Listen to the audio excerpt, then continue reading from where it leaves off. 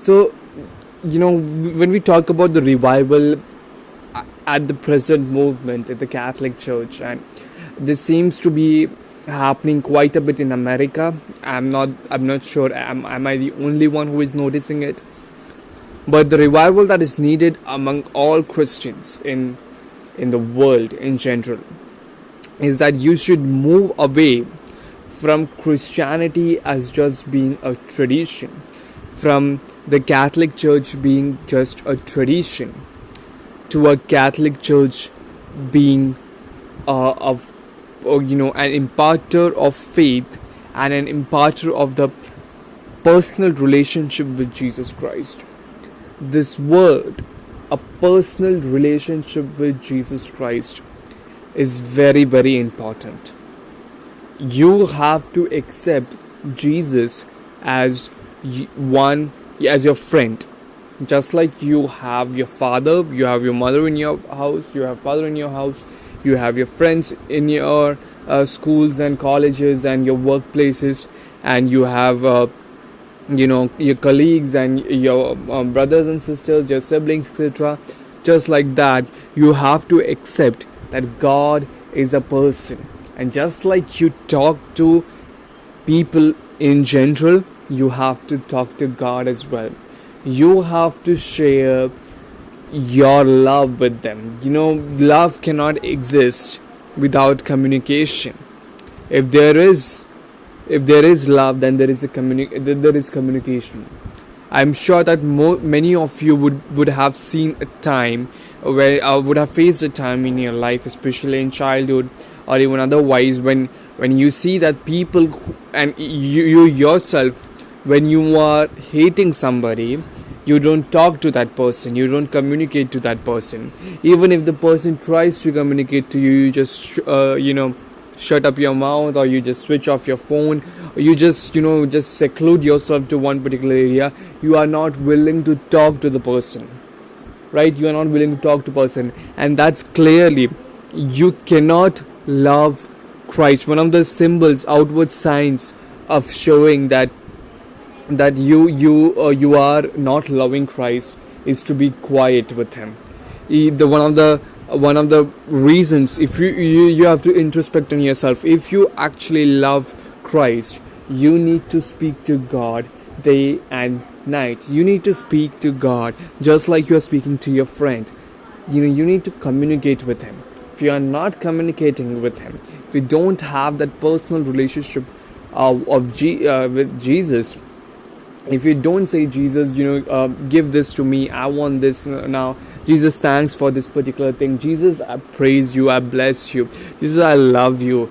If you don't, if you are not in that particular mood where you are not having the personal relationship of Jesus Christ, it's simply gonna be fading for you. It's simply gonna be, you would be just a ritualistic guy, coming to the church, bowing down, kneeling, sitting, kneeling, sitting, kneeling, sitting, standing, kneeling, sitting, and that's it. That's what you are doing. You are, if you are singing or something like that, but it's purely ritual. It's purely ritual. And I'll tell you, this is what happened in America. Ritualism will die one day or the other. Rituals will die one day or the other because they don't have the spirit in them. It's just the flesh and nothing else. So you have to build that personal relationship in Jesus Christ, and the way you build the personal relationship in Jesus Christ is to communicate to him day and night. Talk to him, and there are several things which I want to see revival, especially in the West, embracing the East. I'm again saying, revival in the West, embracing the East, embracing the Bible, embracing the culture of Bible. The culture of Bible is not the culture of the West. The culture of Bible is the culture of Middle East, or of East in general. Now, what I say by the culture of West and the culture of East. So, in the culture of East, the dress code is important. If you do not have proper dress code, then you are going to be tempting your brothers. Or if you are, similarly for brothers, if you're not having a proper dress code, you're tempting your sisters. And both the ways you are going to fall into sin. A proper dress code is needed. Make sure to cover your body as much as you can. Make sure that you don't wear a dress that seems to be inappropriate. And one of the things that I say in the way you should wear the dress, always cover your vital parts of the body. That's completely important. Then cover your arms, cover your legs, cover your body. You can you don't need to cover your face, but yeah, do that basic thing. It's for your body, it's for the others, it's for the other's soul. I'm always telling you, it's not for your soul. Whenever you think, oh, this dress is okay, this dress is for for making me comfortable, you are not dressing for yourself. Always remember that. If you would have needed to dress yourself, I am pretty much sure that if I walk naked in the streets, then I won't have any problem per se, because my body in a cool climate, you don't have any problem walking that way, and clearly I won't feel attracted to my own body. So it's not for my body, it's not for my soul, it's for the soul and it's for the body of others that I have to wear the clothes. And it's especially among the women, I have to say this: don't think that you should wear the clothes what makes you comfortable, but also think, not just think that, but also think you should wear those clothes which may not lead people to sin. And what is the best way to make sure that the best thing is that the more you give, the more you cover your parts of your body, the more you are making sure that your brothers and sisters do not sin. That's what it is. We don't live in this legalistic world. Catholics should not live in the legalistic world. Okay, I'm just doing the bare minimum of my obligation, and there it is. I mean, yes, I'm not the person who would say that the reason a woman should also be punished for a rape because she wear those kinds of clothes which attracted men. No, if a person is has committing the rape, the man should be punished, or the person who is committing the rape should be punished. But we don't live in that. I'm a law student and I'm going to be a lawyer, and I'm clearly of this opinion that laws, man-made laws, won't change anything. Man-made laws won't change anything. One thing that I love about Second Vatican Council, especially its acceptance of good things in different religion. One of the things that I learned, especially with regard to the Indian culture, is this concept of dharma. Now, dharma clearly means also religion. It also means duty. It also means righteousness. But dharma is this thing, it's your special obligatory duty that you do for the welfare of the world in general. And this dharma is what is going to save the world. It's what is going to save the world in the sense, this is what is going to bring stability to the world. Mere laws won't bring stability to the world. The obligatory duties that a person takes on himself voluntarily, that's going to save the world. That's going to stabilize the world. As Catholics, we won't agree that it's going to save the world, because there is only one thing that's going to save the world, and that's the blood of Jesus. So one of the things that is going to stabilize the world, at least stabilize the culture at least, is that you built on your this obligation, a Christian obligation of wearing dress as much, covering your parts of your body as much as you can, and so that you don't end up having sin and dressing modestly, so that you don't end up being sinful or being a cause for sin. I'm all again saying, you as a Catholic, you are not responsible for your soul alone, you are also responsible for the soul of others. And so don't be a person causing the sin of the soul of others. The men in today's society, let me tell you, sisters, the men in today's society are facing, this is the worst time for the men in this for of this generation, growing up in this generation. They have everything today at their doorstep to lead their soul to damnation. They have everything. They are not this macho kind of guy who I'm a man and this is powerful and etc. No, the man of today is trembling before sin. The man of today is crying before Christ and pleading to save him from his masculinity, pleading to save from the sins of sexuality. And please don't add fuel to that fire that is already there. It's a tough time for men in today's society.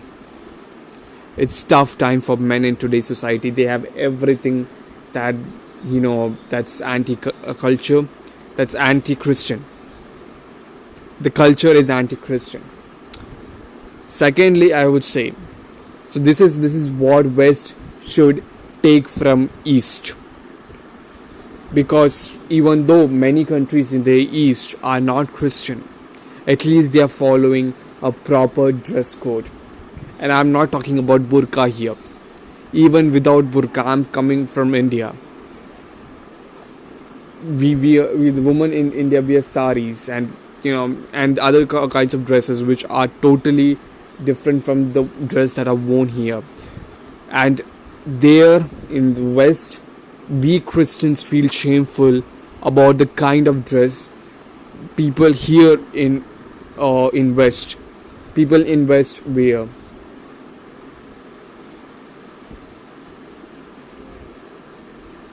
And those are mainly practicing Christians, but most of the time non-practicing Christians for namesake, and totally anti-Christians. I agree with that. But yeah, that's one thing. So focus on dress code. Secondly, what East should learn from the West. What East should learn from the West, and what West in general should also learn, is that if you want to save people from going into damnation, from going outside the church, and if you want that people should come into the church, more and more people should be saved, the answer lies not only in the personal relationship of Jesus Christ, but also in apologetics. In apologetics, that is what is going to save the Christians and Catholics especially, from converting to other faiths, or from leaving their religion altogether. Apologetics, answers to questions. What churches today are doing is that churches are spending huge money for priesthood. Huge money for on priests themselves. Churches are spending huge money on luxuriously building the churches, marvelously. The beauty of the churches, it's tremendous. But what's the point in building building beautiful churches when there is no one to come into it? You see, those churches would be sold off to these private agencies. Like the other day, some in Canada, in Quebec or somewhere, the monasteries, beautiful monasteries that were owned by the Catholics, was sold to a private firm, kind of a Disneyland firm or something like that, where they, for entertainment, for amusement parks, because those, it was like Hogwarts style Harry Potter or something, amusement park was there. So what's the point in building a church, building beautiful churches, big churches, beautiful churches, and nobody is inside those churches? Are we creating a monument for free? No. More than the money that is invested in building churches, in building beautiful churches, more than the money that is invested in buying pizzas for the, for the youth, more than the money that is used for, spend more the emphasis that is given to music in the church, or the rock musics or something like that. The answer should be in apologetics. Children should be taught not just what they believe, but why they are believing what they are believing. Why they are believing what they are believing, the answers to fundamental questions, and the answers to the questions in general.